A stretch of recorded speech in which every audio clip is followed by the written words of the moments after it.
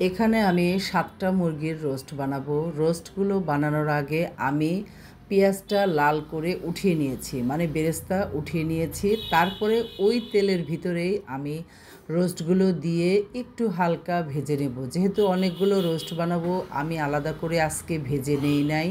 সব একসাথে দিয়ে একটু তেলে নেড়ে চেড়ে যেই মানে কালারটা, মুরগির কালারটা একটু চেঞ্জ হয়ে এসেছে, তখনই আমি এখানে গরম মশলা দিয়ে দিয়েছি। দিয়ে দিলাম আদা রসুন পেস্ট। আদা রসুন পেস্ট দিয়ে আমি পেঁয়াজ আর কাঁচামরিচ যে একটা ব্লেন্ড করেছি, সেই ব্লেন্ডটা দিয়ে দিলাম। বেশ অনেকখানি বলতে প্রায় 500 গ্রামের মতো পেঁয়াজ আর কাঁচামরিচের পেস্ট দিয়েছি। দিয়ে এখন আমি বাকি যে মশলা, মানে যে আদা রসুন পেস্ট, সেটাও দিয়েছি।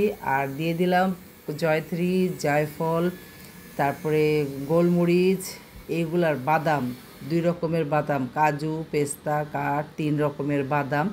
এই বাদামগুলো বেটে দিয়ে দিয়েছি। দিয়ে একদম সুন্দর করে নেড়ে চেড়ে আবার সাথে দিয়ে দিলাম মরিচ। যেহেতু আমি মরিচ দেবো, একটু ঝাল ঝাল করব, দিয়ে দিয়েছি গরম মশলার গুঁড়া আর দিয়ে দিয়েছি অনেকগুলো মরিচ দিয়েছি। যেহেতু ঝাল ঝাল খেতেই বেশি ভালো লাগে, আমার মনে হচ্ছিল তেলটা একটু কম হয়েছে, আর একটু তেল দিয়ে দিলাম। দিয়ে এখন ভেজে নেব মশলার সাথে আর কি, ভালো করে ভুনে একদম একসাথে। আমি নাড়তে কষ্ট হচ্ছে, মানে অনেকগুলো তো, আবার যদি ভেঙে যায় এটাও একটা কথা। আবার দিয়ে দিলাম অনেকগুলো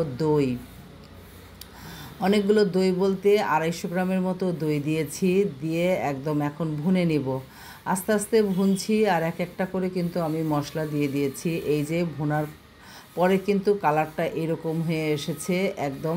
আর সাথেই সাহেব নিয়ে এসেছিল এই এলাকার বলতে এখানে যে দক্ষিণখান দুবাদিয়া এই এলাকার।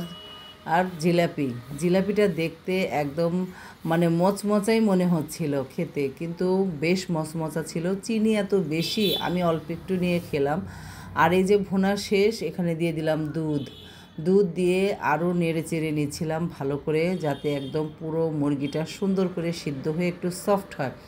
যেই একটু সফট হয়ে এসেছে, আমি এখানে দিয়ে দিলাম স্বাদ মতো চিনিটা আমি প্রায় 3 চামচের মতো দিয়েছি, যেহেতু অনেকগুলো মুরগি, ক্যামেরাতে বেশি বোঝা যাচ্ছে না। আর এখানে দিয়ে দিলাম অনেকগুলো কাঁচামরিচ আর পেঁয়াজ বেরেস্তা। বাস, আমার রোস্ট রান্না কিন্তু অনেকটাই হয়ে এসেছে। এখন এই পেঁয়াজগুলো একটু নেড়ে চেড়ে যখনই একটু নরম সফট হবে, তখনই নামিয়ে ফেলবো। তার আগে দিয়ে দিলাম পরিমাণ মতো ঘি আসলে যে যতটুকু দেবে ততটুকুই। আমি বেশি পরিমাণে ঘি খেতে পছন্দ করি না, এবং পরিমাণ মতোই এগুলো দেই, সেই অনুপাতেই আমি দিয়েছি। আর এই যে দেখেন, আমার এই রোস্টের কালারটা এত সুন্দর হয়েছে, খেতেও অনেক মজা হয়েছে, সবাই